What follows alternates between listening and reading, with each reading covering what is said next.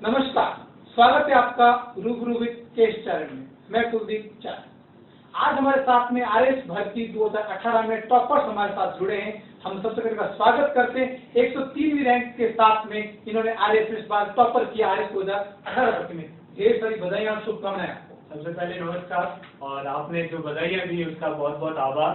और ये सौभाग्य है कि आपके चैनल पर मुझे इंटरव्यू के लिए बुलाया गया है, इसके लिए भी आपका आभार। मैं अपने दर्शकों को इनका परिचय करवा देता हूँ। नाम है इनका गोपाल सिंह। राजस्थान के बाड़मेर जिले के छोटे से गांव भादरे से ये बिलोंग करते हैं। इन्होंने आईआईटी की, उसके बाद में आरएस की भर्ती में इनका सिलेक्शन हुआ। पूरा सफरनामा हम इनसे जानेंगे और कैसे इन्होंने तैयारी की, कब इन्होंने रणनीति की, उसके बारे में। आप अपना परिचय दीजिए एक बार हमारे दर्शकों को। मेरा नाम गोपाल सिंह है और बाड़मेर जिले का एक छोटा सा गांव है, वहाँ से बिलोंग करता हूँ जी। और वहाँ पे अभी जो है पावर प्लांट भी लगा हुआ है, उसकी वजह से ये ऊर्जा हाउस बना हुआ है बाड़मेर का। और वहाँ से शुरू हुआ मेरा जो सफर है वो धीरे धीरे जब बालोतरा आ गया था, क्योंकि मेरे पिताजी की सर्विस जो है वो बालोतरा में थी और उनकी वजह से बालोतरा में मेरी जो एलिमेंट्री एजुकेशन वो बालोतरा में हुई। उसके बाद में मैं जैसे सब बच्चे जाते हैं कि इंजीनियरिंग के लिए आईआईटी की एंट्रेंस एग्जाम की तैयारी करने के लिए, मैं भी कोटा गया था। और उसके बाद में मेरा जो आईआईटी जेईई 2011 में आईआईटी रुड़की में मेरा सिलेक्शन हुआ था। केमिकल इंजीनियरिंग ब्रांच से मैंने बीटेक की है। उसके बाद में जब बीटेक किया, उसके बाद में मेरे को ये सामाजिक जो यहाँ का ढांचा है और सामाजिक जो प्रतिष्ठा का विषय है, आरएस परीक्षा, आईएएस परीक्षा, ये हमेशा से समाज में हमारे प्रतिष्ठा का विषय रहा है। प्लस परिवार के सभी सदस्यों का भी ये रहा, उन्होंने मेरा उत्साहवर्धन किया कि आरएस के एग्जाम के लिए या आईएएस के एग्जाम के लिए आप जाइए। तो मैंने वो उसके लिए तैयारी शुरू की और 2016 में मैंने मेरा पहला अटेम्प्ट दिया था। लेकिन 2016 आरएस 2016 में बिल्कुल जी। और उसकी वजह उसमें मेरा जो है मेंस दिया था, लेकिन मेंस में अनफॉर्चुनेटली नहीं हो पाया। फिर मैंने अभी जो आरएस 2018 में वापस से दिया और 103 रैंक से सेलेक्ट हुआ। साथ साथ में मेरा जो है यूपीएससी सिविल सर्विसेज का भी मैंने 4 बार मेंस दे चुका हूँ, आईएएस 4 बार मेंस दे चुका हूँ। और उसके बाद में एक जो यूपीएससी एक सिविल ये सीएपीएफ असिस्टेंट कमांडेंट का एग्जाम करवाती है। उस एग्जाम में मेरा 2019 में बीएसएफ में असिस्टेंट कमांडेंट पद पर चयन भी हो चुका है। अभी वर्तमान में आप असिस्टेंट कमांडेंट के पद पर 2019 में आप चयनित हो जी। और अभी हाल ही में 2018 की जो आरएस की भर्ती है उसमें आपने 103वीं रैंक आपने प्राप्त की है। आपको क्या लगता है इस भर्ती में आपको क्या पोस्ट मिल जाएगी? जी, जो टेंटेटिव लिस्ट एक अभ्यर्थियों ने ही अपने स्तर पर से निकाली है, उसी हिसाब से मुझे अकाउंट सर्विस मिलेगी। लेकिन जो पहले परीक्षा दे चुके हैं या जो भी इसके जानकार लोग हैं, उन्होंने बताया कि अगर मेडिकल में कुछ लोग डिस्क्वालीफाई या वैसे हो जाते हैं और चॉइस भी जो भरी है वो भी मैटर करेगा, तो मुझे आरपीएस सर्विस का भी चांसेस हैं। तो आरपीएस के बाद में आगे की यूपीएससी की रणनीति भी आपकी तैयार रहेगी? जी, यूपीएससी में इस बार भी मेरा फॉर्म भरा हुआ है और 10 अक्टूबर को मेरा प्रीलिम्स एग्जाम रहेगा, तो वो मैं दूंगा। अभी उसकी तैयारी चल रही है। अच्छा, यूपीएससी में आपके सब्जेक्ट क्या है? यूपीएससी में ऑप्शनल जो सब्जेक्ट है वो मेरा संस्कृत साहित्य है। संस्कृत साहित्य है आपकी। आरएस में आपने तैयारी कब से की, कब से सोचा कि मुझे आरएस की तैयारी करनी चाहिए, इसके लिए कोई मोटिवेट आपको मिला और इसको आरएस भर्ती में सिलेक्शन होने का सबसे ज्यादा श्रेय आप किस व्यक्ति को देंगे? एक व्यक्ति नहीं हो सकता, मैं मान सकता हूँ, कुछ परिवार वाले भी होंगे, मित्र भी होंगे, कुछ गार्जियन भी होंगे, कुछ आपको आइडियोलॉजी भी आपकी होंगी, कौन है? शुरुआत से ही मेरे दाता जो है अचल दान जी स्वर्गीय है, उन्होंने जो है मेरे को शुरुआत से ही ये आरएस जो भी लोग होते थे उनके बारे में बताते थे कि इसने जो है आरएस परीक्षा कैसे पास की। तो उन्होंने जो है हमेशा से दिमाग में एक जो सबकॉन्शियस माइंड में जो है वो हमेशा से आरएस और आईएएस का उन्होंने जो प्रोत्साहन दिया था। उसके बाद में जो पिताजी है मेरे जीता है रेवंत दान जी, पिताजी त्रिभुवन दान जी और काकोसा रानी दान जी, उसके अलावा मेरी जो भाई बहन सब ने मेरे को मोटिवेट किया। और घर में जो माताएं हैं, मेरी मम्मी और मेरे ताई जी, काकी था, उन सब ने भी मोटिवेट किया कि आप बनो। और उसके साथ साथ मैं 2020 में मेरी जो शादी हुई है, उसके बाद में मेरी वाइफ भी जो है वो आरएस में अलाइड सर्विस में 2013 से सेलेक्टेड है और अभी वर्तमान में कार्यरत है। कहाँ पे पदस्थापित अभी? जी, अभी श्रम निरीक्षक के पद पे यही जोधपुर में जी। तो उन्होंने भी मोटिवेट किया इस पूरी जो जर्नी है इसके दौरान, और इसकी वजह से यहाँ तक पहुँच पाए। कौन कहता है कि मेहनत करें और सफलता प्राप्त करना हो, लोगों की दुआएं भी आपके साथ में हो। अब आप हमें ये बताइए कि आरएस इंटरव्यू में बोर्ड डिस्कस पर आपको क्या क्या सवाल पूछे? जी, मेरा बोर्ड जो था वो भूपेंद्र यादव जी चेयरमैन साहब का जी उनका खुद का बोर्ड था और बहुत ही कोऑर्डिनेट किया बोर्ड ने, बहुत ही कोऑर्डिनेटली इंटरव्यू हुआ मेरा। और मैं जैसे ही गया तो पहले स्टार्टिंग में मेरा जो पहले पूछते हैं परिचय, सामान्य परिचय मैंने दिया और उसके बाद में क्योंकि 2015 में मेरी ग्रेजुएशन हो चुकी थी और 2019 के बीच 2021 के बीच में जो गैप था, जिस गैप के बारे में मेरे को पूछा गया और ये मैं बाकी आगे जो भावी जो परीक्षा के अभ्यर्थी हैं उनके लिए भी कह सकता हूं कि ये जो गैप का ईयर है इसके लिए आप हमेशा से एक कुछ तैयार कीजिए या अपनी हॉबी फॉलो कीजिए या कुछ काम कीजिए, क्योंकि ये आपको वहाँ पे ये जस्टिफाई करना पड़ेगा कि आपने इतने टाइम के लिए क्या किया। तो सबसे पहला क्वेश्चन यही था और बहुत अच्छा लगा हमारे दर्शकों को, आपने बहुत ही अच्छी जानकारी दी जो अमूमन नहीं मिलती नहीं। जी कंटिन्यू। जी, तो उस दौरान मैंने जो अपनी तैयारी के दौरान साथ साथ में कुछ कोचिंग्स में एज अ कंटेंट राइटर और ऐसा काम किया हुआ था, तो मैंने वो बताया उनको और उसके बाद में उन्होंने थोड़ा सा यूपीएससी के बारे में कि मैं प्रिपरेशन कर रहा हूँ तो मेरे ऑप्शनल सब्जेक्ट्स और इनके बारे में थोड़ा सा इन जनरल पूछा। इसके बाद में उन्होंने थोड़ा करंट का टॉपिक जो किसान आंदोलन अभी भी चल रहा है, उस समय भी चल रहा था, तो उसके बारे में पूछा कि किसान आंदोलन क्यों चल रहा है, क्यों इतना लंबा खिंच रहा है, उसका जवाब दिया। उसके बाद में जो है क्या जवाब दिया आपने किसान आंदोलन, ये हमारे दर्शकों को किसान आंदोलन की जो मेन जो लंबा खींचने का पूछा गया था मुझे, तो वो उसमें यही था कि किसान और सरकार दोनों के बीच में अविश्वास है एक दूसरे के प्रति और दोनों जो है एक दूसरे जो दोनों पक्ष अड़े हुए हैं। जब तक वो दोनों एक टेबल पे आके अब थोड़ा सा फ्लेक्सिबल दोनों पक्षों को होना पड़ेगा और लोकतंत्र है क्योंकि किसानों की मांग भी जाए, वो लोकतंत्र में लोगों की मांग सबसे ऊपर होती है, तो सरकार को भी थोड़ा सा उनके लिए वो जो है फ्लेक्सिबल होना चाहिए, झुकना नहीं कहूँगा, फ्लेक्सिबल होकर उनकी मांग सुन के और उनको भी कंसिडर करते हुए बढ़ना चाहिए। साथ में ही किसानों को भी एज अ पॉलिटिकल मुद्दा न बनाने की वजह से अपने हितों को जो है सरकार को सही माध्यम से पहुंचाना चाहिए। तो ये आंसर मैंने वो समझ दिया। उसके बाद में दूसरे जो मेंबर थे उन्होंने मेरे को ये जो एथिक्स से रिलेटेड क्वेश्चन पूछे कि गांधी जी का एथिक्स का क्या क्या सिद्धांत है और उसके बाद में गीता से उनका क्या है, मतलब गांधी जी का जो सिद्धांत है उसका गीता से कॉन्ट्राडिक्टरी है या वो उसी पे आधारित है। तो मैंने कहा उसी पे आधारित है। तो फिर उन्होंने पूछा कि गीता तो हिंसा को भी सही मानती है। तो मैंने कहा गांधी जी भी जहाँ तक अहिंसा तक कहते हैं, लेकिन उन्होंने एक बार कहा था कि मैं कायरता और हिंसा में हिंसा को चुनूंगा। तो वो अहिंसा, उसको गांधी जी पे बड़े आरोप भी लगे थे कि अहिंसा का झोला पहनकर हिंसा की बात करते हैं। जी बिल्कुल, वो हिंसा की जो उन्होंने कहा था कि मैं कायरता से ऊपर हिंसा को चुनूंगा और वो उनका जो पूरा सिद्धांत था वो गांधी जी का गीता पर ही आधारित था।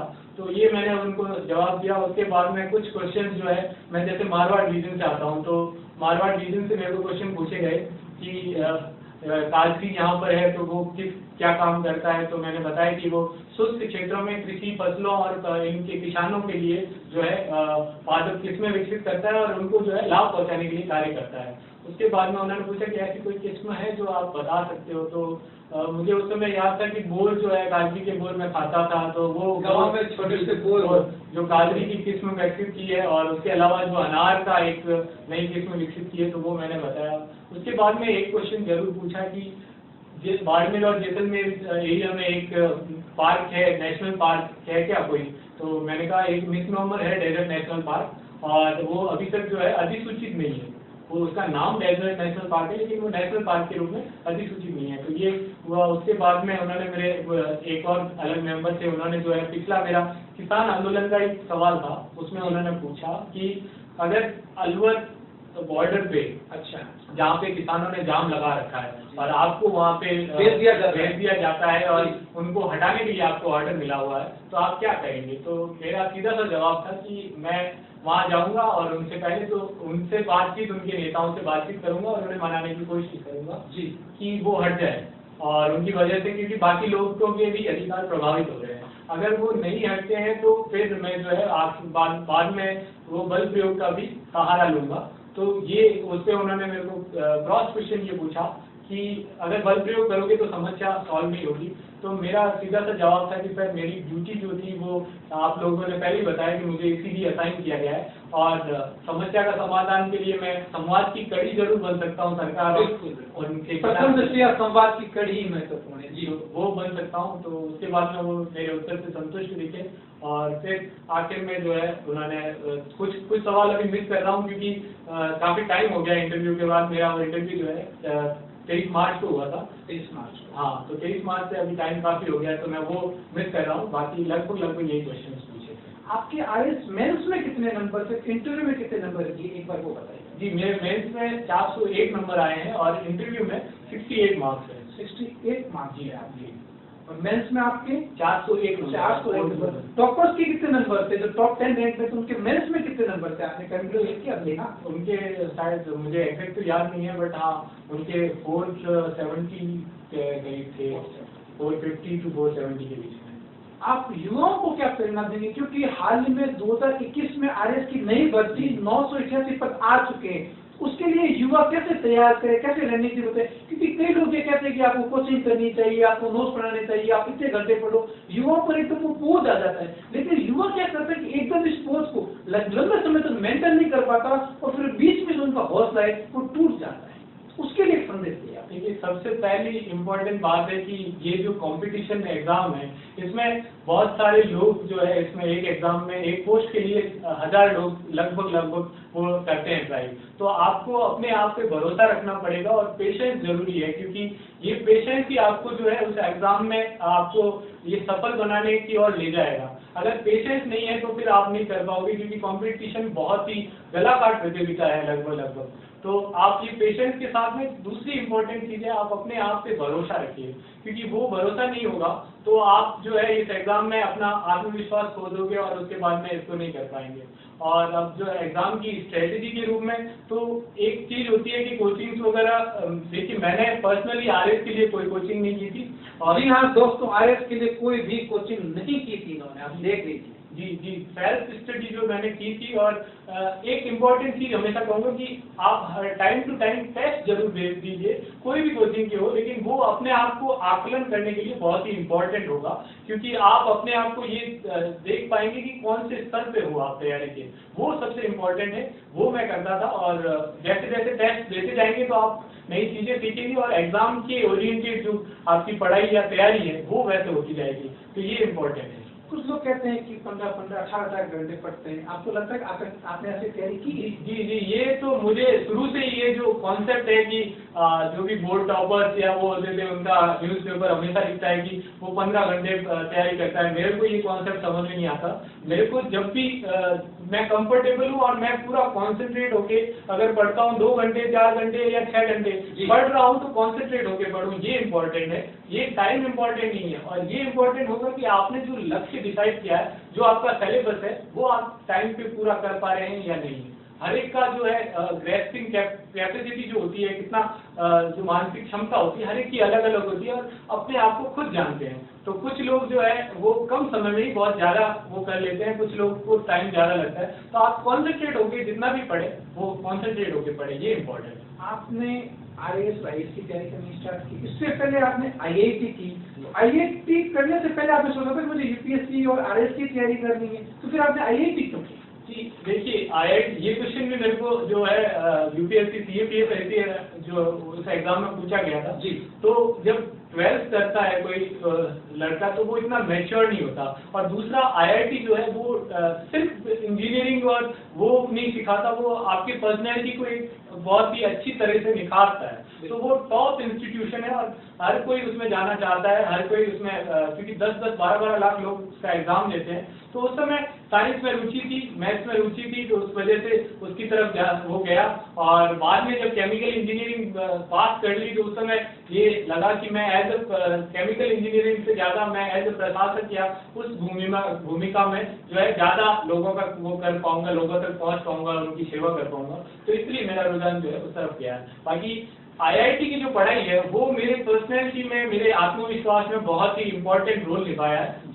तो वो कोई इसको एज गलत ले लेते हैं कि आपने आईआईटी की सीट खराब की या वो की।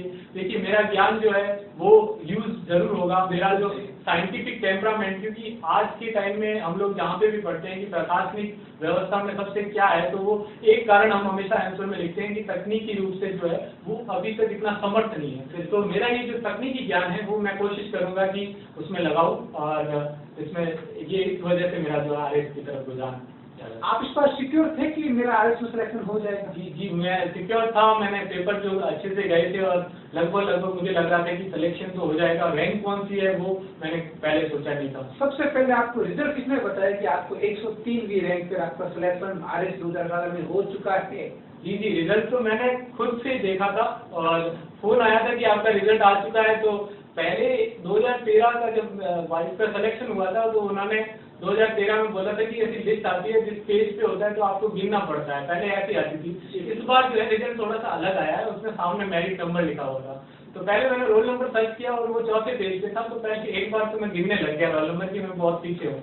फिर जब सामने देखा ब्रैकेट में 103 रैंक तो बहुत सुकून मिला कि हाँ ठीक है, अच्छा है। नहीं तो फोर्थ पेज पे जो है 800-900 रैंक। एक बार लगता है कि मैं बाहर हूँ, मिलेगा नहीं मिलेगा, बड़ा सस्पेंस रहता है। जी बिल्कुल। कॉलेज के दौरान आपको ये गाइडेंस कहाँ से मिला कि मुझे प्रशासनिक सेवा की तैयारी करनी चाहिए, और कब आपको महसूस हुआ कि अब मुझे प्रशासनिक सेवा में ही जाना चाहिए, ये बेहतर रहेगा?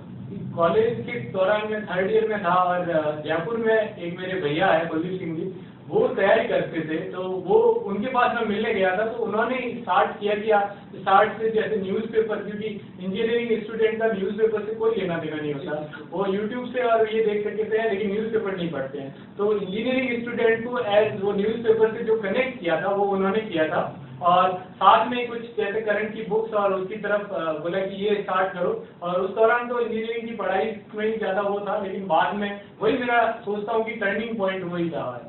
थैंक यू ये टर्निंग पॉइंट मुझे देने के लिए, क्योंकि मेहनत मैं भी कर सकता था लेकिन सिलेक्शन नहीं होना गलत बात है, लेकिन मेरे भाइयों को गाइडेंस जरूर करना चाहिए। आप आने वाले समय में युवाओं के लिए एक विशेष संदेश दीजिए कि आपको तैयारी ऐसे करनी चाहिए, जो डिप्रेशन में चले जाते हैं, आत्महत्याएं कर लेते हैं, उसके लिए एक विशेष संदेश दें कि तैयारी कैसे करें, लाइब्रेरी ज्वाइन करें, कोचिंग ज्वाइन करें, सेल्फ स्टडी करें, नोट्स बनाएं, उसके ऊपर एक आपका क्या है? जी, इसके लिए मैं एक जरूर अपने साथ एक किस्सा है वो शेयर करना चाहूँगा। जी, 2020 का जो मैं अभी मेंस दे रहा था यूपीएससी का, और उससे पहले क्या हुआ कि कोरोना की वजह से दोनों रिजल्ट लेट हो गए थे। RS का भी रिजल्ट लेट था और ये CAPS का भी जो मैं एक्सपेक्ट कर रहा था कि मेरी एक जॉब हो जाएगा वो भी लेट चल रहा था। तो इन दोनों की वजह से और एग्जाम के प्रेशर की वजह से मुझे इतनी एंजाइटी हुई 1-2 बार में कि मैं मतलब सोचने लगा कि मैं कहाँ जा रहा हूँ, क्या करूँगा, कि ये रिजल्ट क्यों नहीं आ रहे हैं, यूपीएससी में मेरा होगा या नहीं होगा। तो वो जो मोमेंट होता है, इस मोमेंट में मैंने पर्सनली ये किया कि मैं अपने आंखें बंद की और ये सोचा कि मैं RS या IAS मैंने क्लियर कर दिया है, मेरा ध्येय मैं पा चुका हूँ। इसके बाद में जो लोग मुझे कैसे कैसे ट्रीट करेंगे, कैसे कैसे मैं लोगों के साथ मिलूंगा, तो उस चीज को जो मैंने फैंटेसाइज किया, उस चीज को मैंने जो दिमाग में सोचा और जो खुशी मिली, उस खुशी से मेरी एंजाइटी वो दूर हुई। तो ऐसे कैसे जो युवा डिप्रेशन में चले जाते हैं, या जो लोग मतलब अभी तैयारी के दौरान में इतना प्रेशर जो है बहुत मुश्किल से हैंडल होता है, क्योंकि जो आप तैयारी का जैसे जैसे समय बढ़ता जाता है, और प्लस अभी कोरोना ने बहुत एग्जाम्स लेट कर दिए हैं, तो ये बहुत ही आर्थिक और मानसिक रूप से बहुत ही उनके लिए जो है खराब रहता है। तो उसमें आप ये जरूर सोचिए, आप दिमाग में बस ये सोच लीजिए कि आपने ध्येय पा लिया है, आंख बंद करके उसको एक बार महसूस कीजिए। वो जो अनुभूति होती है वो बहुत ही स्ट्रांग होती है, वो आपके डिप्रेशन को अपने आप दूर करेगी और मोटिवेट जरूर करेगी। थैंक यू, ढेर सारी शुभकामनाएं और आपको बधाई, और भविष्य में आप यूपीएससी की तैयारी करें, आप सिलेक्शन ले, रूबरू विद केएस परिवार की तरफ से आपको ढेर सारी शुभकामनाएं। नमस्कार।